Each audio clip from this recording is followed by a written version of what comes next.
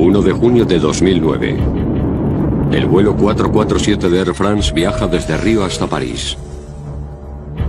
De repente, desaparece sobre el océano Atlántico. I've lost an aircraft with 228 people on board. Los expertos en aviación están desconcertados. No sabemos dónde está el avión o si se ha estrellado. La nave es uno de los aviones de pasajeros con tecnología más avanzada que ha volado nunca. Que una 330 desapareciera era algo casi inconcebible.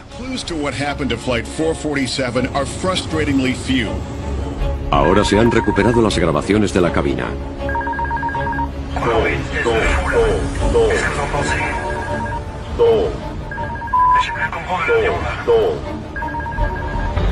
Estas increíbles grabaciones no solo revelan qué provocó el accidente.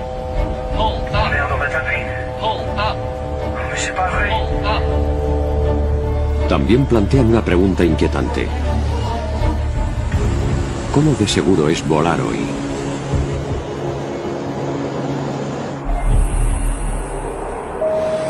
Toda la verdad sobre el vuelo 447. 31 de mayo de 2009, Río de Janeiro, Aeropuerto Internacional de Galeão, 7 de la tarde hora local.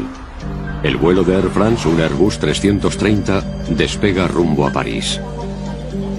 El vuelo ha de durar 11 horas.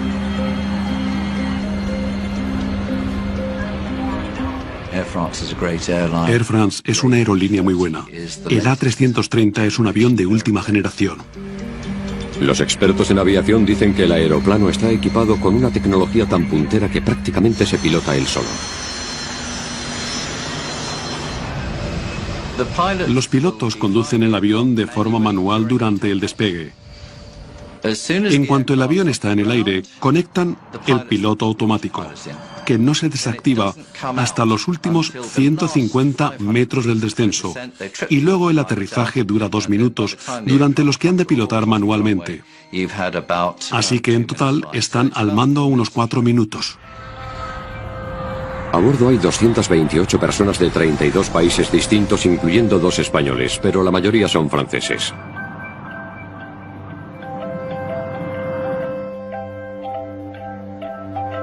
Caroline Soulas y su marido Sebastián, que es auxiliar de vuelo de Air France, acaban de volver de disfrutar 3 días libres en Río.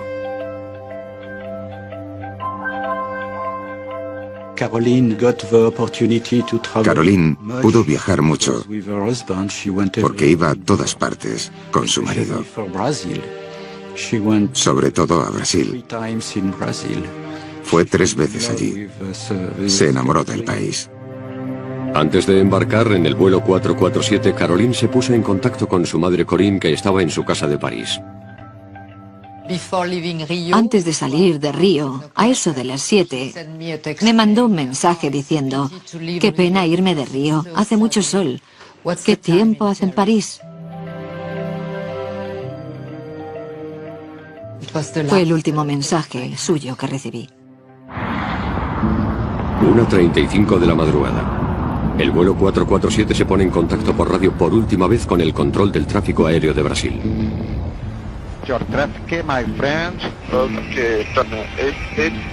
El avión abandona el espacio aéreo brasileño y vuela hacia un punto ciego del radar que hay en mitad del Atlántico.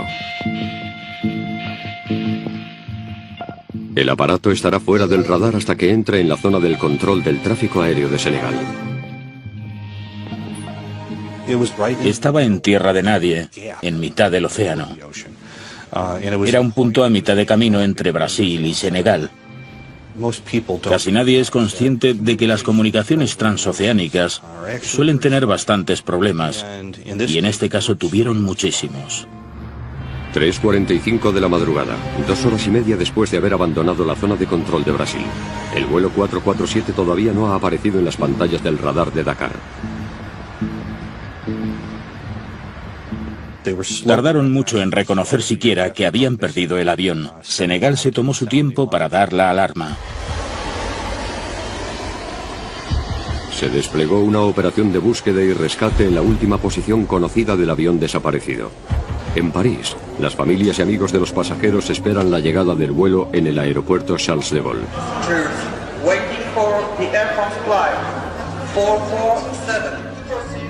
Corinne Sulas espera en casa a que su hija la llame.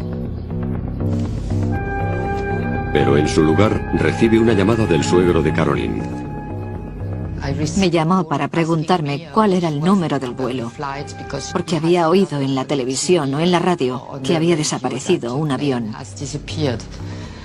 Yo no lo sabía y empecé a asustarme cuando vi las noticias y escuché la radio. Me puse, ¿cómo decirlo? Histérica. Me puse histérica. Robert, el padre de Caroline, estaba trabajando en el extranjero cuando se enteró. Me quedé solo. Me sentí como si no hubiera nadie más en el mundo. No podía hacerme a la idea de perder a Caroline. No podía ser. Horas después de la desaparición, Air France emite un comunicado. This is a catastrophe, undoubtedly. And we have lost an aircraft with 228 people on board. El vuelo 447 parece haberse evaporado. No hay llamada de socorro, ni rastro del avión en los radares. Tampoco hay testigos ni indicios de que haya habido un accidente. Clues to what happened to Flight 447 are frustratingly few. Al principio había muy poca información. No sabíamos dónde estaba el avión, o si es que se había estrellado, ni tampoco dónde estaban los restos. No parecía que la tripulación estuviera preocupada, porque de ser así hubieran hecho una llamada de emergencia al control aéreo, pero no fue así.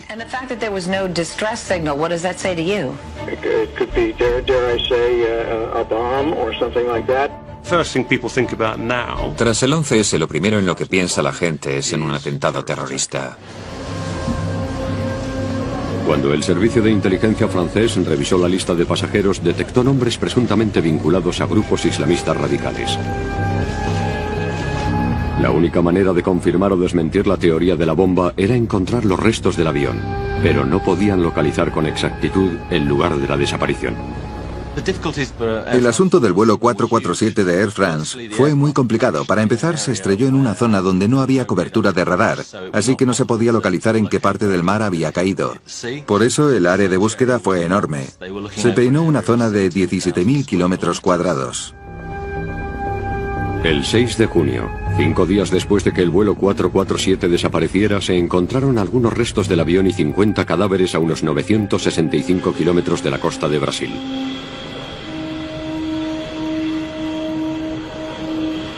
Esto refutó la teoría de la bomba, dado que el vehículo estaba entero cuando se estrelló en el agua. El hecho de que los cadáveres que se hallaron flotando provinieran de varias partes del avión da indicios de que el avión estaba intacto y con los pasajeros en su interior cuando se estrelló contra el agua. Pero si el vuelo 447 no se estrelló a causa de una explosión, ¿por qué lo hizo? ¿Cómo es posible que un aparato tan sofisticado y caro provocase la pérdida de tantas vidas?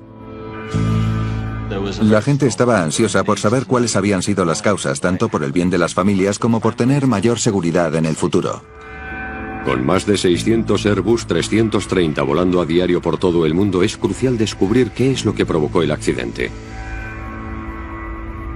Las cajas negras del avión podrían ofrecer la respuesta, pero yacen perdidas en el fondo del mar, a 4 kilómetros de profundidad. Quiero saber exactamente por qué murió mi hija. ¿Cuál fue el motivo?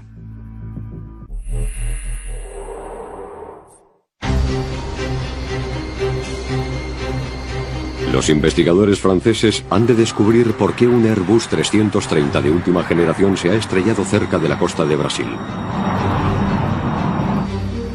Creen que encontrar las cajas negras del avión puede ser la clave para resolver el misterio. Cabía la posibilidad de que nunca encontrásemos las cajas negras. En el pasado ha habido accidentes en los que nunca se han podido recuperar. Un submarino nuclear francés colaboró en la misión de búsqueda. El vehículo es capaz de captar las señales ultrasónicas emitidas por las cajas negras. La vida útil de las balizas localizadoras submarinas es de 30 días. El terreno del lecho marino era muy montañoso, lleno de desniveles enormes. Creo que los había de entre 900 y más de 4.000 metros de profundidad. Pasan 30 días sin éxito. El equipo envía mini submarinos para que peinen el lecho marino. Las cajas negras eran importantísimas. Por eso el gobierno francés y otras entidades invirtieron tantísimo tiempo y dinero en intentar localizarlas. Se puso mucho empeño en buscarlas. Sin embargo, casi 2 años y más de 35 millones de euros gastados después, una de las mayores búsquedas de la historia marítima sigue sin dar resultados. Cuando parecía que jamás se resolvería el misterio de qué fue lo que causó el accidente del vuelo 447, los investigadores franceses recurrieron al equipo norteamericano que localizó los restos del Titanic en 1985. Un tiempo después, el 2 de abril de 2011, el equipo de buceo encontró el fuselaje destrozado a casi 4 kilómetros de profundidad. También encontraron 104 cadáveres, muchos de ellos todavía atados a sus asientos. Varias familias estaban en ascuas esperando a que les llamasen para decirles que habían encontrado a sus seres queridos. Y claro, cuando les llamaban diciéndoles lo siento, no hemos encontrado nada, sus esperanzas, que habían aumentado con la llamada, se desplomaban en cuestión de segundos. 74 cadáveres siguen sin encontrarse, incluyendo el de Caroline Soulas. Para muchas familias, esto supuso otra nueva pesadilla. Sin embargo, en las profundidades del Atlántico, los equipos submarinos prosiguen la búsqueda de los restos, hasta que al final encuentren lo que buscaban, las cajas negras. Cuando por fin las encontraron, la situación dio un vuelco. Finalmente el asunto empezó a aclararse. Las familias y amigos de los 228 fallecidos tienen por fin la oportunidad de descubrir qué fue lo que provocó el accidente. La información de la caja negra revelará la cadena de acontecimientos que desembocó en la pérdida del avión. Las grabaciones reales no se han hecho públicas, pero unos actores leerán una transcripción que documenta los terribles últimos minutos previos al accidente.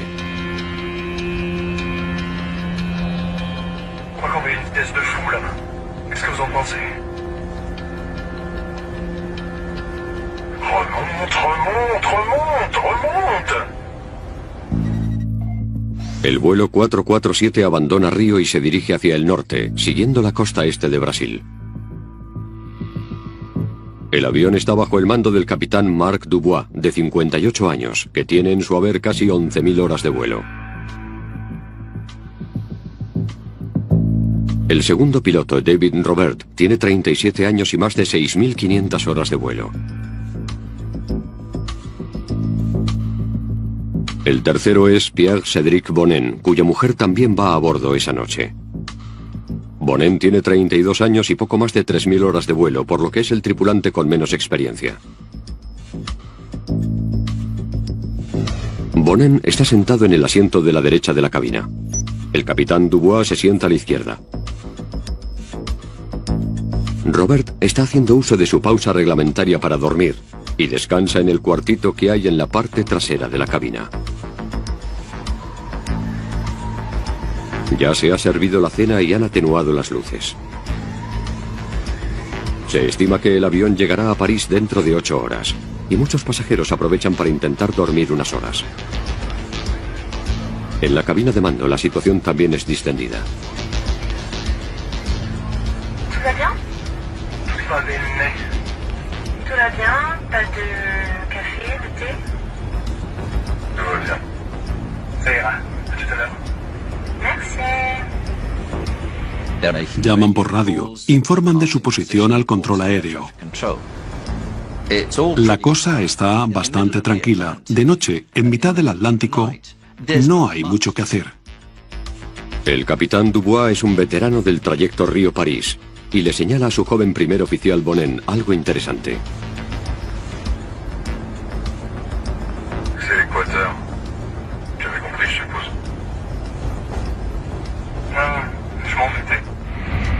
Conforme se acerquen al Ecuador, entrarán en un territorio llamado Zona de Convergencia Intertropical.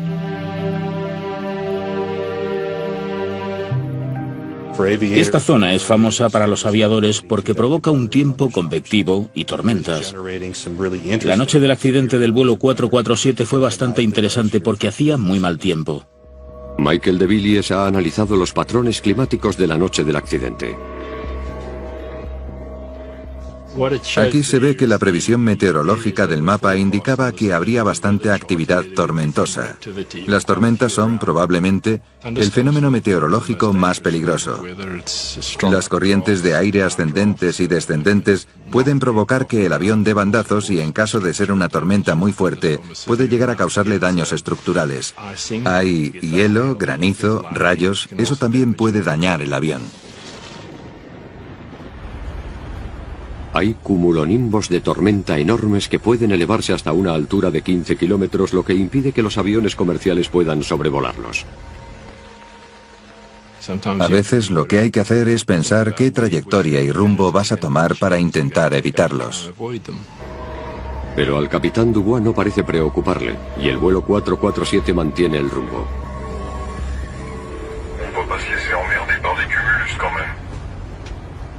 Sortear nubes de tormenta no es muy complicado. Las miras y si están delante de ti, giras a la izquierda o a la derecha y las rodeas. Es bastante sencillo. Otros aviones que atraviesan la zona esa misma noche sí que optan por rodear la tormenta.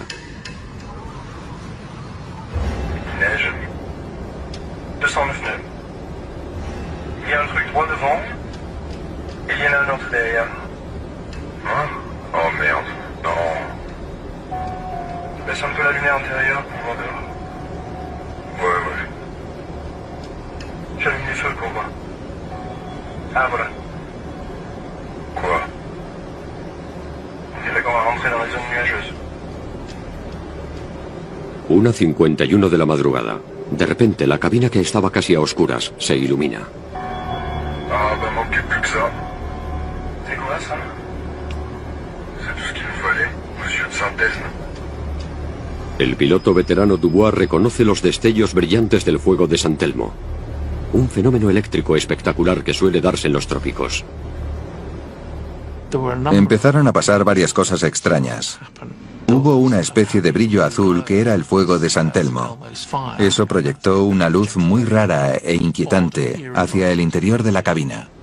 El fuego de San Telmo no es más que una descarga en el parabrisas. Una especie de perdigones de hielo con carga eléctrica golpean el cristal, liberan la carga y entonces surgen esos patrones que recorren el vidrio.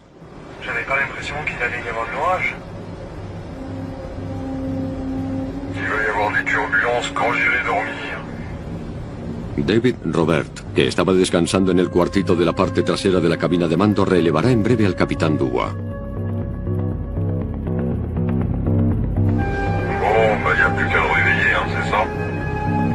El capitán Dubois quiere aclarar quién va a pilotar el avión mientras él descansa antes de que llegue Robert.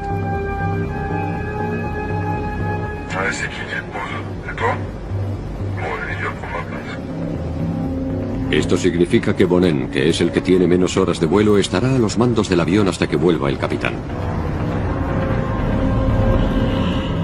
Si el capitán se toma un descanso, lo normal sería que la prioridad fuese que la persona con más experiencia tomase el mando y se sentara donde le corresponde.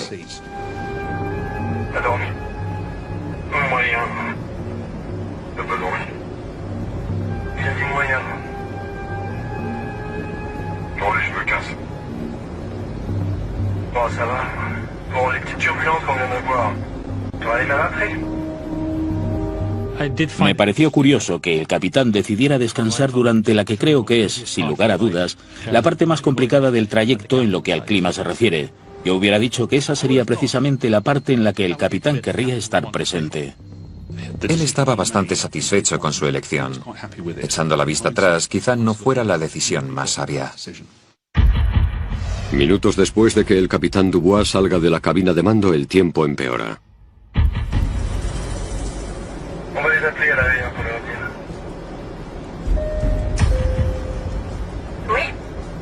Oui, Madeleine, c'est Pierre devant. Dis-moi, dans 2 minutes, on devrait passer une zone où ça devrait bouger un peu plus. Faudra vous méfier. D'accord. On s'assoit alors? Ouais, je pense que ça serait pas mal. Je te rappelle dès qu'on est sur Pibla.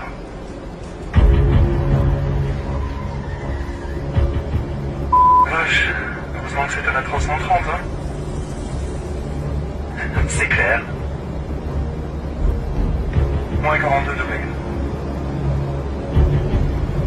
Robert sugiere cambiar de rumbo para evitar las nubes de tormenta. Tu veux pas tirer un peu plus sur la gauche, là? Excuse-moi. J'ai dit, tu veux pas un peu plus tirer sur la gauche? Cuando Bonin gira el avión 12 grados a la izquierda, un penetrante olor parecido al del cloro invade la cabina de mando. T'as touché à la clim? J'ai rien touché du tout. Si c'est pas la clim, c'est quoi cette odeur? C'est l'ozone. Robert, que ha volado muchas veces por los trópicos, reconoce de inmediato el extraño olor. Sin embargo, su joven compañero parece alterarse. C'est quoi ça? C'est un rapport avec l'électricité? Non, l'ozone, c'est de l'air chargé d'électricité. Non. Ah, d'accord. Hay olores raros en la cabina. Hubo anomalías eléctricas, fenómenos como el fuego de San Telmo y demás. Son varias cosas que pueden afectar negativamente al rendimiento del piloto. 2:10 de la madrugada. Se oye un ruido fuerte en la cabina de mando. Los expertos que analizaron las grabaciones de la caja negra creen que el sonido lo producen unos cristales de hielo al impactar contra el avión. Entonces, se activa una alarma. La alarma advierte a la tripulación de que el piloto automático ha dejado de funcionar y de que vuelven a tener el control del avión.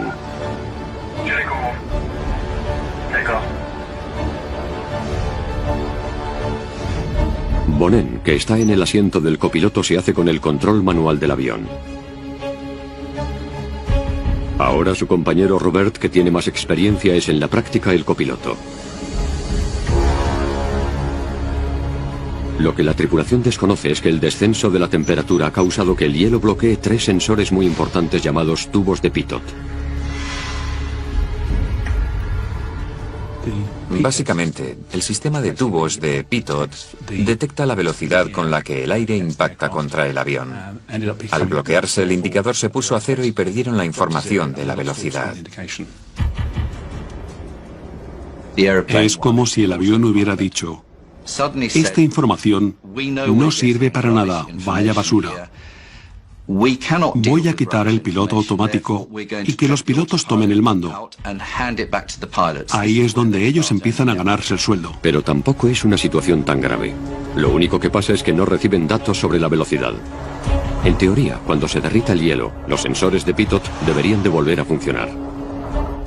Lo normal es no hacer nada, seguir pilotando el avión con normalidad y mantener los ajustes de potencia tal cual, porque han funcionado bien hasta el momento. Si la tripulación no toca nada, el avión continuará bastante estable hasta que salgan del apuro y el avión vuelva a volar de forma segura. En el caso del vuelo 447 de Air France, fue la reacción casi refleja del piloto lo que realmente empeoró la situación. Jamás habrá forma de saber por qué el piloto actuó como actuó.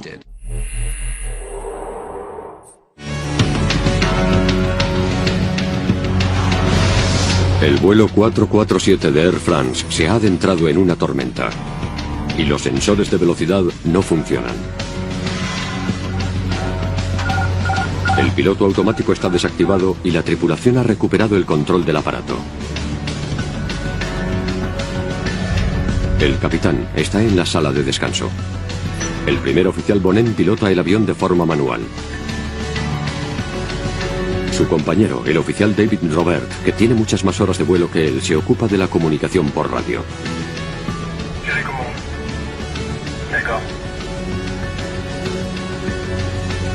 Bonin pilota el avión con una palanca de control lateral. Tenía la palanca de control en la mano derecha y la tiró hacia atrás sin más. Para entendernos, lo que hizo el piloto fue tirar hacia atrás la palanca de control, lo que provocó un incremento en la altitud y que el avión se elevase. Los datos de la caja negra confirman por qué Bonin quería que el avión ganase altitud. Los instrumentos de vuelo indicaban una pérdida de altitud de unos 120 metros. Cuando los sensores de velocidad se congelaron, los instrumentos mostraron falsas lecturas de velocidad y altitud. No es que realmente hubiesen perdido altitud, sino que fue un fallo de los indicadores. Los datos eran falsos, estaban mal.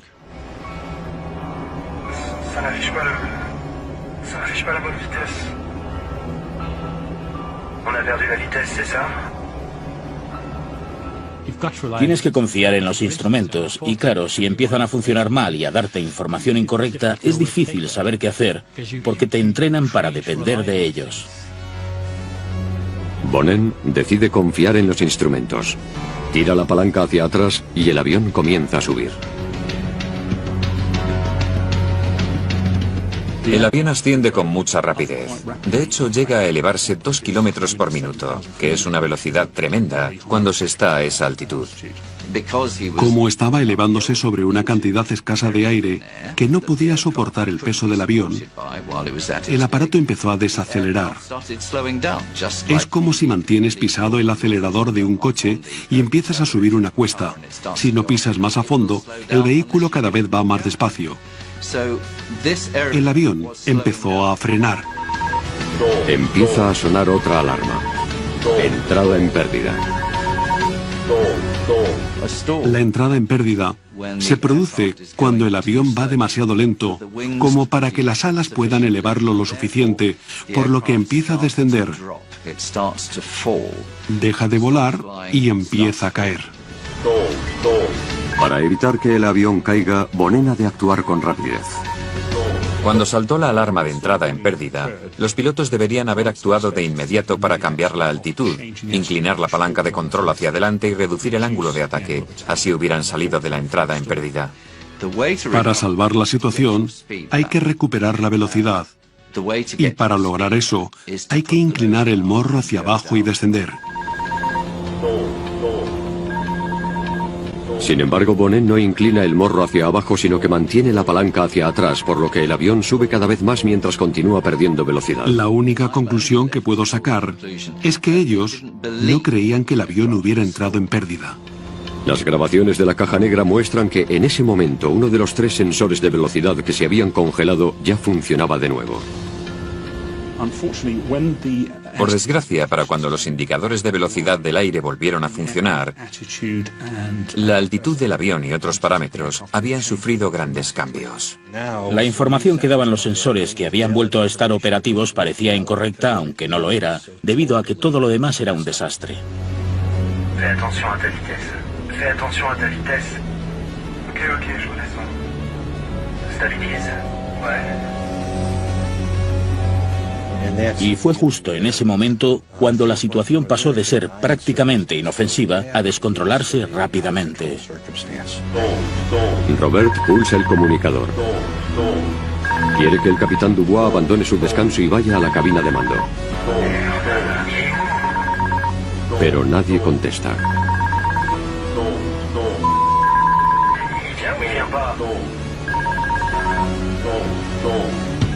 En estos momentos el vuelo 447 de Air France está a algo más de 11 kilómetros sobre el mar y sigue en ascenso. Una vez que estás ascendiendo a mucha velocidad, esta disminuye muy rápidamente. Si siguieras tirando la palanca hacia atrás, la velocidad de elevación aumentaría hasta un punto en el que la velocidad del avión disminuiría hasta que el aparato entrase en pérdida, y entonces la situación daría un vuelco.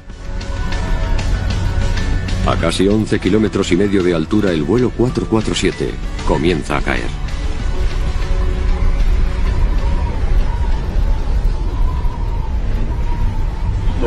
On a pourtant les moteurs, qu'est-ce qui se passe, bordel? Tu comprends ce qui se passe ou pas? Tu peux plus contrôle de l'avion. J'ai plus du tout le contrôle de l'avion.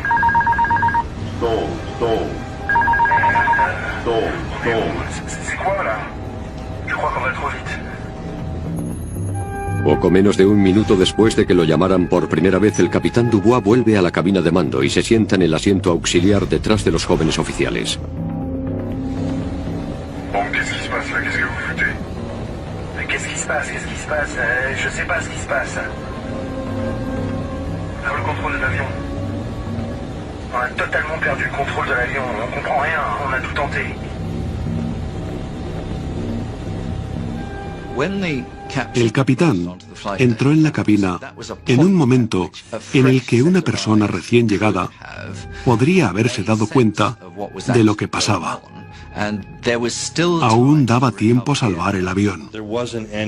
No hubo ninguna conversación sobre lo que había pasado ni de cómo habían llegado a ese punto. En mi opinión, es muy complicado que alguien que acaba de entrar en la cabina se dé cuenta al momento de que el avión ha entrado en pérdida, de que caen a 3 kilómetros por segundo con el morro elevado y que además sepa lo que hay que hacer. Alors tiens, prends ça. Prends ça. Le problème, c'est que j'ai plus de radio. D'accord. El bariómetro es el instrumento que mide la velocidad vertical del avión y ha dejado de funcionar. J'ai plus rien qui s'affiche. On n'a pas une seule indication valide. Los indicadores mostraban lecturas incorrectas y los tripulantes intentaban encontrarle el sentido a los datos correctos y al comportamiento del avión.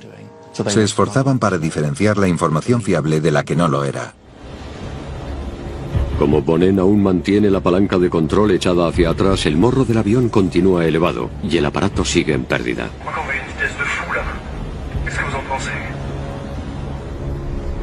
En su opinión, el avión va demasiado rápido, así que se dispone a activar los frenos aerodinámicos. Eso es justamente lo que no debería haber hecho. El problema era que ya iban demasiado lentos y no tenían la suficiente elevación, por lo que frenar solo hubiera empeorado la situación. David Robert le dice inmediatamente al piloto que no lo haga. No, surtout sors pas les freins. ¿No? Ok. Les sors pas. El avión desciende hasta una altura inferior a 9 kilómetros, pero todavía están a tiempo de salir de esta. Si hubieran orientado el morro del avión hacia abajo y hubieran aplicado la suficiente potencia, podrían haber salido de pérdida y haberse recuperado por completo. Como el avión estaba intacto, podrían haber continuado el trayecto sin más. Robert asume el mando del avión sin dar el aviso oral habitual. Tampoco se da cuenta de que Bonnen sigue tirando de la palanca hacia atrás y la tripulación se centra en enderezar las alas en lugar de en orientar el avión hacia abajo y darle más potencia para salir de pérdida.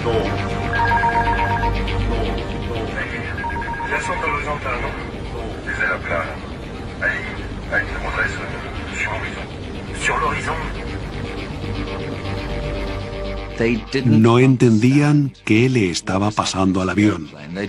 Su visión del asunto era tan confusa que las acciones que emprendieron, con la esperanza de solucionar los problemas, no pudieron ser más inapropiadas.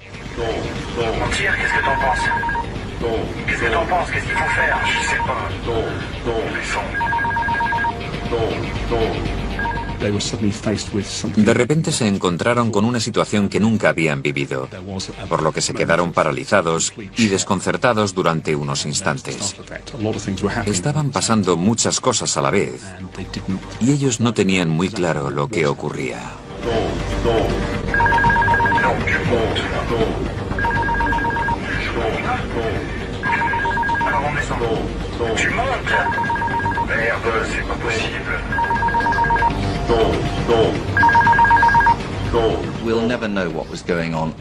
Nunca sabremos qué pasaba por las mentes de los pilotos. Lo único que está claro es que estaban confusos, pero jamás sabremos en qué pensaban exactamente.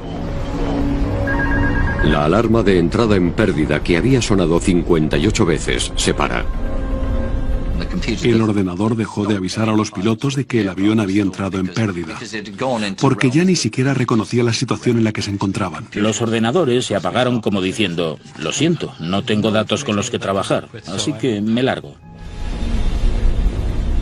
El avión desciende a toda velocidad hacia el océano, que está a unos escasos 6 kilómetros más abajo. El avión descendió así, a una velocidad media de entre 3 y 4 kilómetros y medio por minuto. Eso es una barbaridad y produjo un estruendo terrible. El ruido aerodinámico fue tremendo, porque las alas provocaron muchas turbulencias. Robert cree que tiene el control del avión, pero no parece darse cuenta de que Bonin continúa inclinando la palanca hacia atrás, por lo que el morro sigue elevado.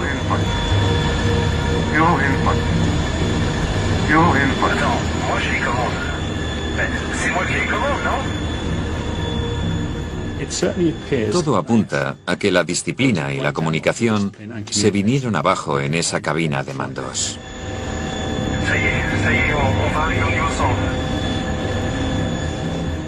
Estaban volando al nivel 100, que equivale a poco más de 3 kilómetros. Creo que ese fue el momento en el que pensaron, tuvieron tiempo para solucionarlo, pero aquí ya era difícil que se salvaran. El avión caía a plomo, como si fuera una piedra. Ya no volaba, solo caía. Y lo hacía con el morro apuntando hacia arriba.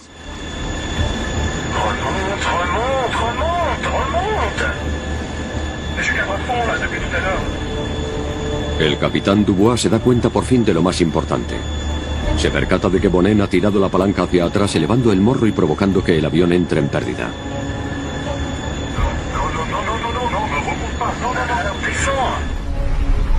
Robert sabe que para salir de la tormenta ha de conseguir que el morro del avión apunte hacia abajo.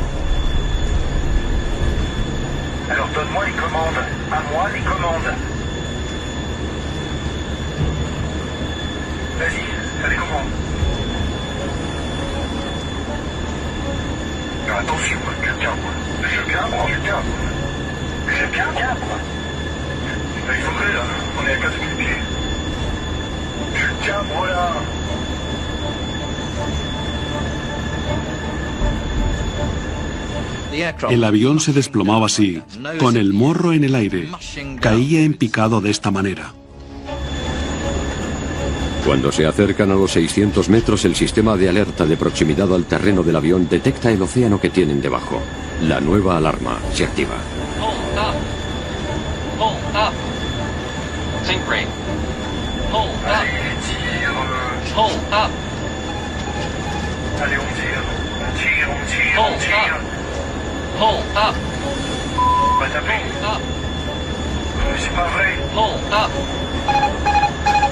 Qu'est-ce qui se passe?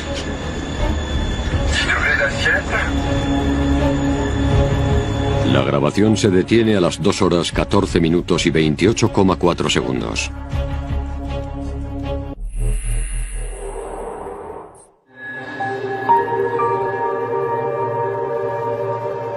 ...228 personas murieron en el vuelo 447 de Air France. El accidente también destrozó las vidas de muchos familiares y amigos de las víctimas. Sebastian Bedovati y Caroline Soulas se conocieron en 2003 en un vuelo de Air France con destino a San Francisco.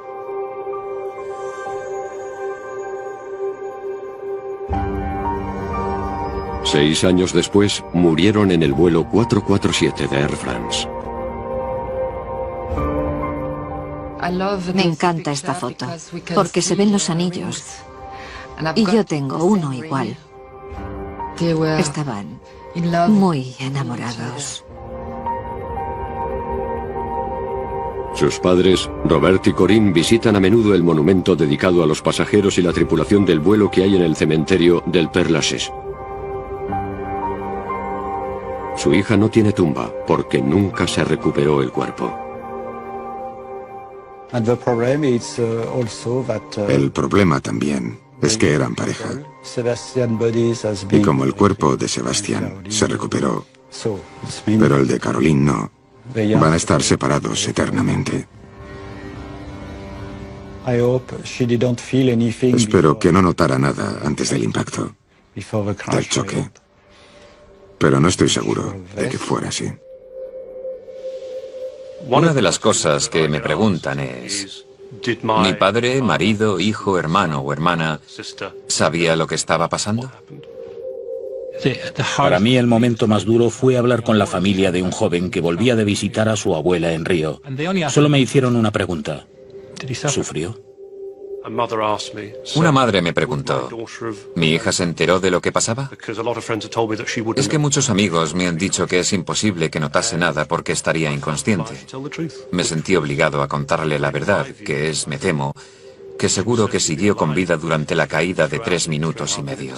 Puede que estuviera dormida, y ojalá fuera así, pero la caída debió de ser turbulenta y descontrolada, así que es muy probable que se enterase. En una rueda de prensa en París, Air France defendió a ultranza a sus pilotos y agradecieron la dedicación de los 12 miembros de la tripulación que murieron en el siniestro. C'est dans un environnement de pilotage extrêmement dégradé que l'équipage, qui rassemblait à la fois les compétences du commandant de bord et des 2 copilotes, est resté engagé jusqu'au bout et jusqu'aux derniers instants. Habría que preguntarse cómo es posible que 3 pilotos cualificados y con experiencia no pudieran averiguar qué le pasaba al avión y por qué se precipitaba hacia el océano. Eso es un fallo del sistema, no un error del piloto. Un informe del BEA a la Oficina de Investigación de Seguridad francesa descubrió que el accidente fue el fruto de un conjunto de factores técnicos y humanos. Todo empezó cuando los sensores de velocidad del vuelo 447, también llamados tubos de pitot, fallaron en su funcionamiento, desactivando así el piloto automático. Thales, la empresa fabricante de los tubos de pitot, dijo que los tubos tuvieron que funcionar en un entorno muy adverso y no se encontraban en una situación que se ajustase a los parámetros especificados ni a los requerimientos de la certificación. Pero esta no fue la primera vez en la que esta clase de tubo de pitot había fallado. La Agencia Europea de Seguridad Aérea estaba al corriente de que había habido 17 casos de fallos de tubos de pitot entre 2003 y 2008.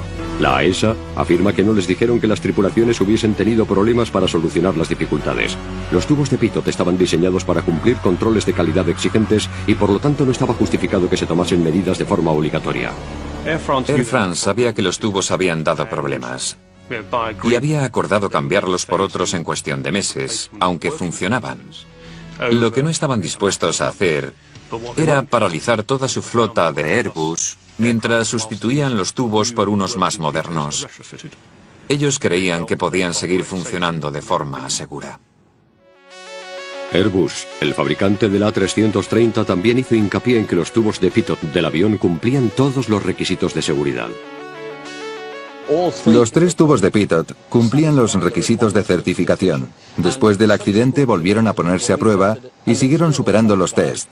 De hecho, cumplieron los mínimos exigidos con un ancho margen. Tras el accidente, la AESA dictaminó que la instalación de nuevos tubos de pitot era obligatoria. Desde agosto de 2009, toda la flota de A330 de Air France está equipada con los tubos nuevos. El informe de investigación también recomendó que se mejoraran los sistemas de alarma de entrada en pérdida y el instrumental de las cabinas de los A330, especialmente el asistente de navegación de rumbo del avión, el director de vuelo. El director de vuelo confundió las cosas. Y hay que tener en cuenta que, como ya hemos dicho, los ordenadores estaban confusos y aún tendían a seguir las órdenes del director. Airbus dijo que los pilotos no hicieron caso de los procedimientos operativos y que deberían haber desconectado el director de vuelo en cuanto perdieron las lecturas de velocidad. Sin embargo, afirman que examinarán rigurosamente todas las recomendaciones dictadas por el BEA. ¿Pero conlleva siempre la tecnología punta una mayor seguridad en los vuelos? Puede que los aviones en sí sean sencillos de pilotar. Puede que tengan sistemas automatizados para asistirte en la tarea. Puede que también dispongan de ordenadores que calculen datos con una precisión increíble, pero son aparatos tremendamente complejos. Si algo sale mal, es como si tu ordenador funcionase mal. Los aviones actuales son un enorme conjunto de ordenadores. Entonces, ¿podemos confiar en que los profesionales todavía sepan pilotar? La tripulación del vuelo 447 de Air France había recibido un entrenamiento completo y estaba plenamente cualificada, pero los investigadores franceses recomendaron que los pilotos se sometieran a un entrenamiento adicional. En cierto modo, el accidente se veía venir. Hace mucho tiempo que sabemos que hay campos en los que los pilotos necesitan un mejor entrenamiento, y no solo para pilotar los aviones Airbus, sino para todos los tipos de aviones modernos. Los pilotos que se acostumbran a dar prioridad a la utilización de los sistemas automáticos pueden acabar perdiendo habilidades de vuelo manual, y esto es algo que preocupa a la industria. Al final, si se encuentran con una situación para la que no se les ha entrenado, todo depende de que tengan la disciplina y el adiestramiento adecuado para que puedan decir, todavía sé pilotar el avión. Air France afirma que en los últimos 3 años ha implementado sesiones de simulación para entrenar a los pilotos en situaciones en las que las lecturas de velocidad y altitud sean poco fiables. También les ha enseñado nuevas maniobras de emergencia que utilizar en caso de entrar en pérdida. La ESA está revisando todas las recomendaciones de seguridad publicadas en el informe y tomarán las medidas oportunas para mejorar los componentes de los aviones y decidirán qué entrenamiento adicional ha de imponerse. El avión se estrelló porque no sabían qué era lo que estaba pasando, y deberían haberlo sabido. ¿Que si es culpa suya? No. Es culpa del sistema y del entrenamiento que reciben. Tampoco es culpa de Air France, porque el entrenamiento que imparten es el mismo que en otras aerolíneas. El error radica en el entrenamiento que la ley obliga a dar, porque no es el correcto. No tiene en cuenta las necesidades de los pilotos que están al mando de aviones modernos con muchas funciones automáticas. Y por eso mismo pasó lo del vuelo 447.